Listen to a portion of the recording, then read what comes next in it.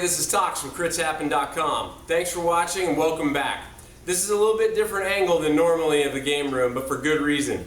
Today is going to be the beginning of our series of critical plays of Descent, Journeys in the Dark, 2nd edition. This is everything that's inside this little box from Fantasy Flight Games. From the rules of play, to the minion and master monsters, to lieutenant tokens, the game tokens, the fatigue, the health, the travel tokens, the relics, the Act 1 and Act 2 loot, Act 1 and Act 2 monsters, Encounter 1 and Encounter 2 lieutenants, character cards, Overlord cards, class ability cards, effects, the actual minis for your heroes, the cards for the heroes, the dice, the quest guide, the tracking of the quest, the doors, the locked doors, the tiles, and this is only one half of the side of the tiles. And I'm exhausted and we haven't even started playing. So are you ready? I want you to come with me. We're going to go into the deepest dungeon, into the darkest forest, and we're about to play Descent, Journeys in the Dark, 2nd edition. We are looking at Descent and a quest called A Fat Goblin. What we're going to do is go through a couple of turns. It may be 1, it may be 5, depends on how many we can get through in a session. But I want to take the time to really explain this to you and how we go through it. The weird part about this, and I do apologize, but just due to lack of resources, timing, and some friends that are just really busy, it's just going to be me doing a playthrough. Wasn't really able to secure the right schedule and the right time with people. So that may sound odd because I know the Overlord is supposed to have his cards and screw around with the heroes and they're not supposed to know what's coming. But I promise you on my Boy Scout faith and oath of honor, I will not play this any differently as if I were playing the heroes by myself or the Overlord by myself. So that disclaimer out of the way, what are we looking at? We've got encounter 1 of a 2 encounter quest set up. We have the Overlord's deck, we have travel cards, our chosen monsters, our health and fatigue. The fatigue is the little sweat drops and the hearts are the health. We've got our goblin archers placed on their entrance and their exit. We have a Myriad placed over here in the field. And I've picked 2 heroes. Who have I picked? I've picked Grisbane the Thirsty, who is a dwarf, and he is a fighting class. He has the hero ability of each time you recover fatigue from performing a rest action, you may also discard 1 condition card from yourself. And he has the heroic feat of use during your turn to perform 1 attack action. This is in addition to your 2 actions per turn. He's not that fast, he's only got a speed of 3, but he's got a lot of health at 14. He's got 4 fatigue and rolls 1 defense dice. He has 5 might, 2 knowledge, 1 awareness, and 3 willpower. So he's going to be very interesting. Because of his health, I've chosen the Knight class for him, which means he's going to have a sword and board. He has a wooden shield and an iron longsword. The wooden shield allows us to exhaust this card after rolling defense dice to add 1 additional shield to it. And the iron longsword is a melee weapon that attacks with a blue and a red die, and it may, on a surge, I may force the target to reroll 1 defense die. In addition, this is, as I said, not the very first quest.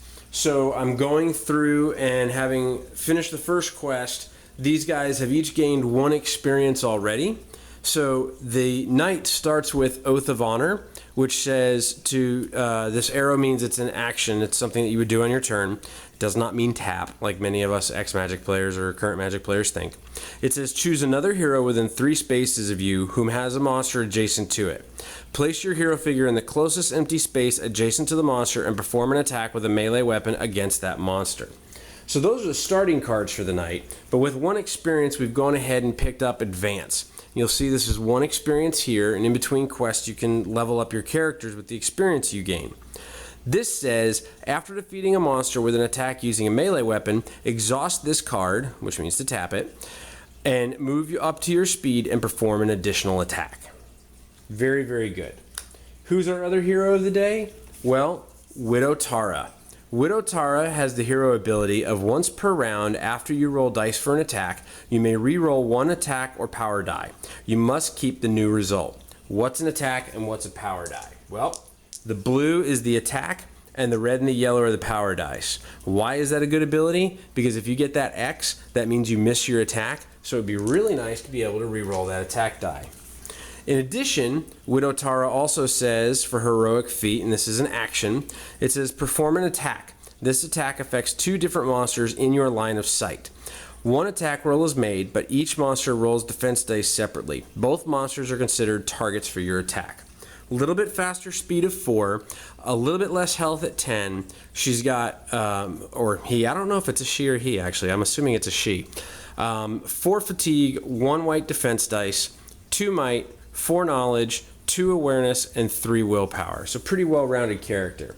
She, or he, whichever it is actually going to be playing a Rune Master. Now the Rune Master starts off with only 2 cards. The first one is Arcane Bolt. Arcane Bolt is a ranged magic rune, and on surges I can either +1 range or get Pierce 2. And Pierce allows me to ignore armor rolled by my target. It rolls a blue and a yellow die, so a little bit less damaging than the Iron Longsword. And then Runic Knowledge, which says while you have a magic or rune weapon equipped, amazing, that's what the Arcane Bolt is, then each of your attacks gain Surge, suffer 1 fatigue to gain +2 damage. So those are pretty good start off. So we have a Knight and a Rune Master, one that's more of a tank and one that's more of a mage, kind of a ranged DPS. And then with 1 experience, Widow Tara has got Exploding Rune.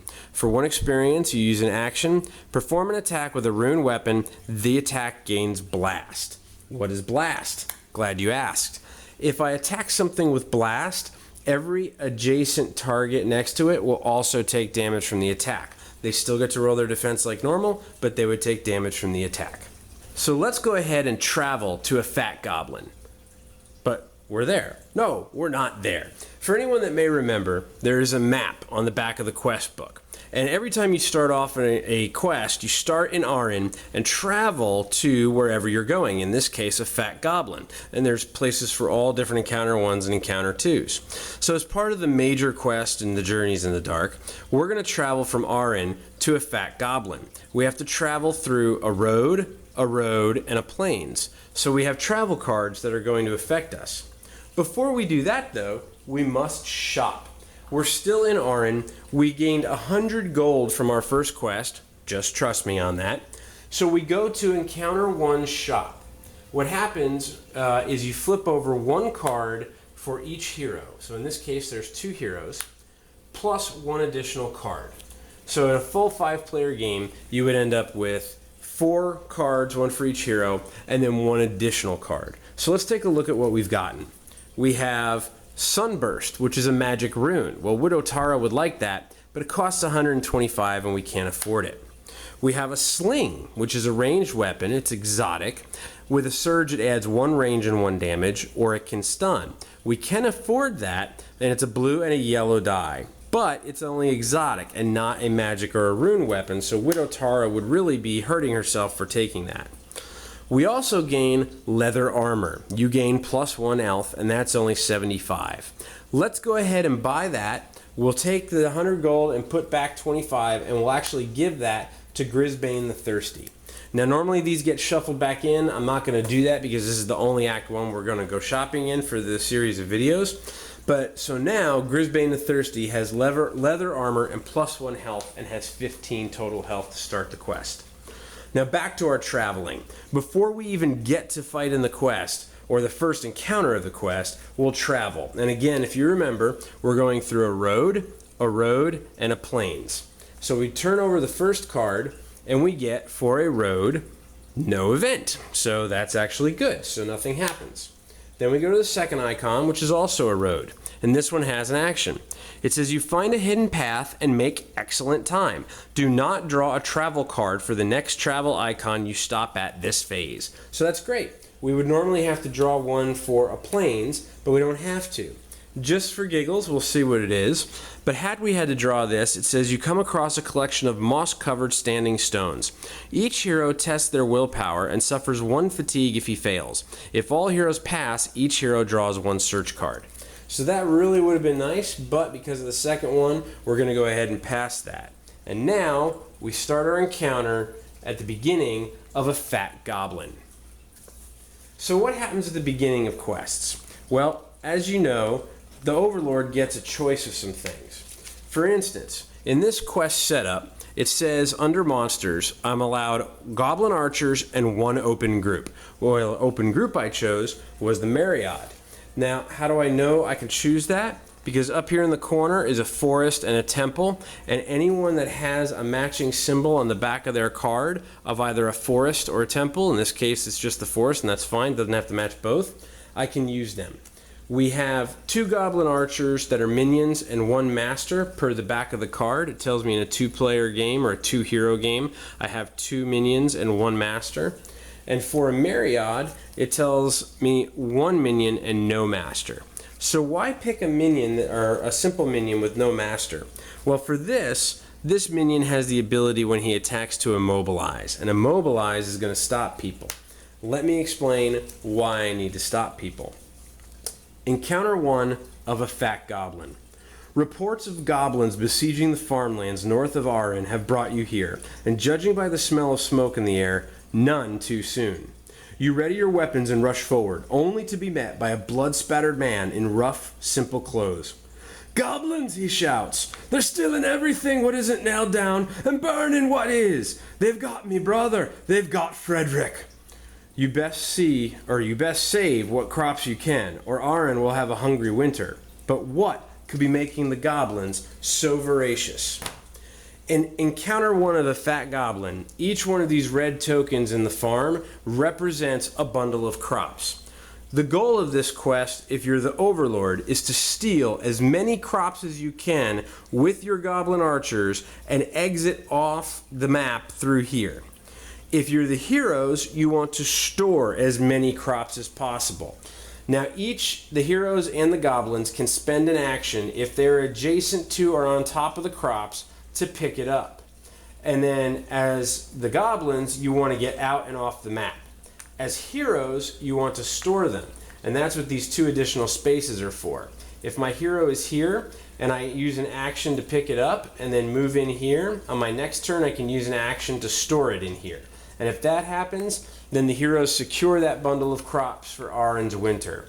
Now, why does this matter? Well, it matters quite a bit. Because in Encounter 2, something big is going to benefit the Overlord if he can steal more crops than the heroes can store. Okay, so it's our first turn. The Overlord initially draws 1 card for each hero. So the Overlord has 2 cards. And 1 very well may be played immediately. So we'll see what happens. So let's start off with Grisbane the Thirsty. Grisbane the Thirsty is going to move up here. But the minute he moves, the Overlord is going to cackle with laughter. And he's going to play Tripwire. Tripwire says play this card when a hero enters an empty space during a move action, which is exactly what Grisbane just did. He tests his awareness. If he fails, he must end his move action. He can still suffer fatigue to move further or perform a second move if this was his first action. So why is this bad? Well, this is very bad because each hero has 2 actions. Attacking and moving are 2 that Grisbane was going to do. So Grisbane has to test his awareness, I think. Yes, his awareness, which is the eyeball, which is 1. So to test, you take a black and a gray die and you roll them, and you have to roll equal to or less shields than the number you're testing, which in this case is 1. This is going to be hard. I rolled 3, so I have failed. Therefore, I have to stop my move action. Now, I can still suffer fatigue the way the card was read to continue my move action. It says he can still suffer fatigue to move further. So I'm going to have to if I want to attack that Myriad, and I will. I'll go ahead and suffer 1 fatigue to move up 1, and another fatigue to move up 2. Now why would I do that? And what does fatigue matter? Well, let me explain. These 2 icons are search icons, and I can use an action to search them and get treasure, including money and including things that will help me during the encounter. The money carries over, so when we go into Act 2, we'll shop in Act 2. But it's nice because there's health potions, stamina potions, and things like that. Now, what does fatigue matter? Well, I'm already at half my fatigue now because I had to use those 2 points. When you're at maximum fatigue, every additional fatigue you use is a damage on your character. So once I'm at 4 fatigue, everything I do from my abilities or things that the Overlord will do that will affect me are going to force me to take damage. So that was kind of painful start for Grisbane the Thirsty, but with the fact that I use my fatigue, I can now use my second action and I can attack the Myriad. So I'm going to go ahead and declare an attack, and by the Iron Longsword, I get a red and a blue die. How do I know that? Well, it tells me right here on the side, red and blue. This is a little hard to see at first because of the different shadings on the dice that are in or on the cards, but you get used to it after a while.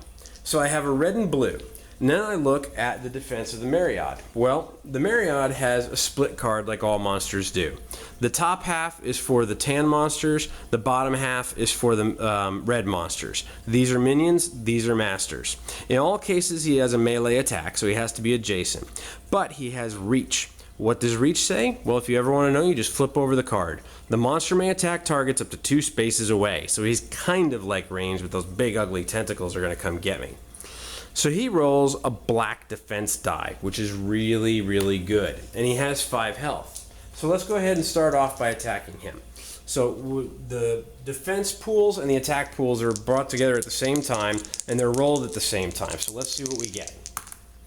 We get 2, 4 hearts, and 3 defense.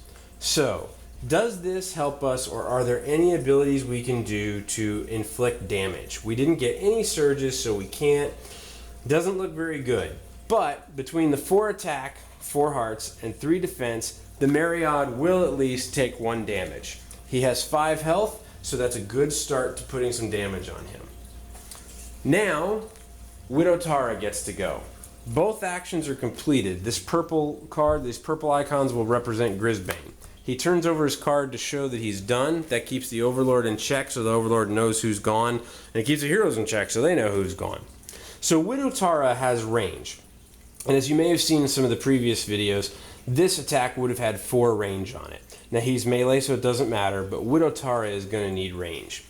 So we're going to go ahead and attack exactly from where we are with our first action. Widow Tara attacks with a blue and a yellow die. And again, the Myriad has a black defense die. So we're just going to roll all 3 of these at once. And we get 2 plus 3 range and 2 surges versus 2 defense. So, surges. Let's talk about surges for a second.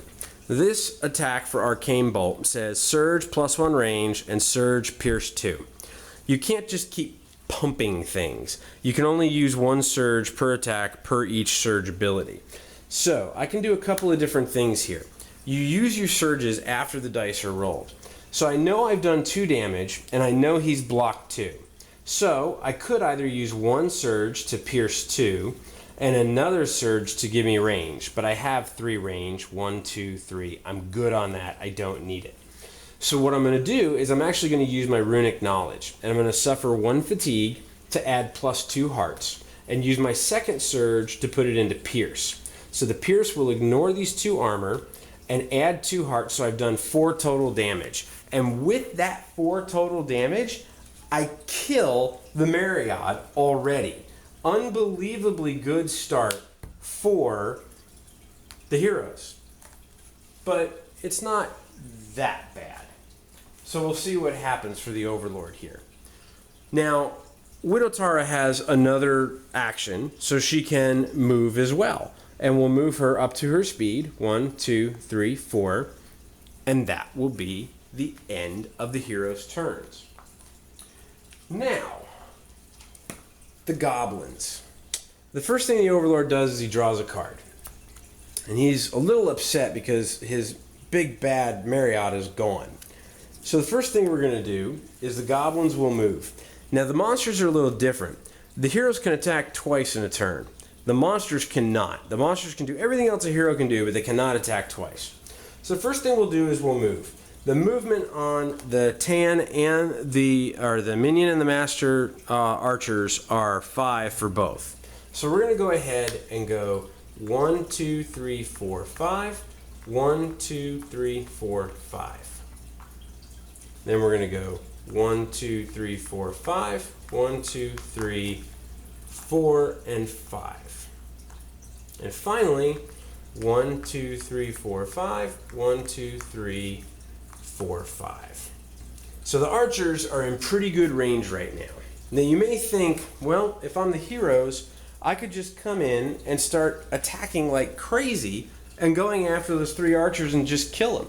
I mean, if you were smart enough to look at the card here, they have only 2 health for the minion monsters and 4 health for the master monsters. You could attack them. But as part of this quest, the Overlord gets reinforcements. At the start of each Overlord turn, he may place 1 Goblin Archer on the exit and 1 monster from the open group on the entrance, respecting group limits. Uh-oh. You know what that means? That means the Myriad can come back. So, the Myriad, even though he died, is now placed back, respecting group limits. And what that means is, the back of the card tells you, in a 2-hero game, you have 1 tan and 0 red. So while it was great that they killed that Myriad, the Myriad's brother or cousin or second uncle or whatever you want to call it is coming back. So the first thing the Myriad's going to do is he's going to move 3. 1, 2, 3. That will put him adjacent to both Widow Tara and to Grisbane the Thirsty. Now, he doesn't like Widow Tara at all because Widow Tara just killed him. So we're going to go ahead and attack. And what's the attack? Well, the attack is 1 red and 1 blue die, because when you look here, you will see at the very top 1 red and 1 blue die. Widow Tara has a single gray defense die. So we will roll all 3 of these at the same time and see what we get. Oh, I rolled the wrong die. There we go. Oh, Widow Tara completely whiffed, and the Myriad scored 4 points. So that could do 4 total damage to her. Yes. So we'll go ahead and put 4 total damage on her. 1, 2, 3, 4, if I could stack correctly. So that was a pretty painful attack. So that right there could be the very end of the Overlord's turn. Or is it? Maybe not. It's now time to play Frenzy. Frenzy is going to be played on the Myriad, and it says play this card when activating a monster during your turn. That monster may perform an additional attack action this turn in addition to its 2 normal attacks. So we're going to go ahead and attack again. Same person, Widow Tara, same dice. Okay, a little bit better this time. Widow Tara rolled 2, and the Myriad rolled 3. So that's going to be 1 total defense, or 1 total damage. So now Widow Tara has 5 damage on her. Now you might be saying to yourself, your tank's not doing very much. Well, he doesn't have very many abilities right now to be able to deflect or taunt, if you would. But he does get better later on in the game. Maybe not this game, but I promise you he does get better. So that right there is the end of the Overlord's turn. I think right now, because we've packed so much into this first one, we're going to go ahead and pause it right here, and we'll pick up on round 2 or video 2 at the next time. But for right now, we've got 5 damage and a fatigue on Widow Tara, 2 fatigue on Grisbane, 1 Myriad dead and the second one's back, and those goblins are coming after the crops, the bundle of crops. We hope you like this. Definitely take some time to leave some comments here on the YouTube channel. Feel free to connect with us at Facebook or Twitter on our channels there. You can find us on Google+, and also find us on our main homepage, critshappen.com. In the meantime, thanks for joining us. We look forward to the 2nd, 3rd, and future Critical Plays of Descent, Journeys in the Dark, 2nd edition. Until then, keep rolling those dice, and we hope they're all crits.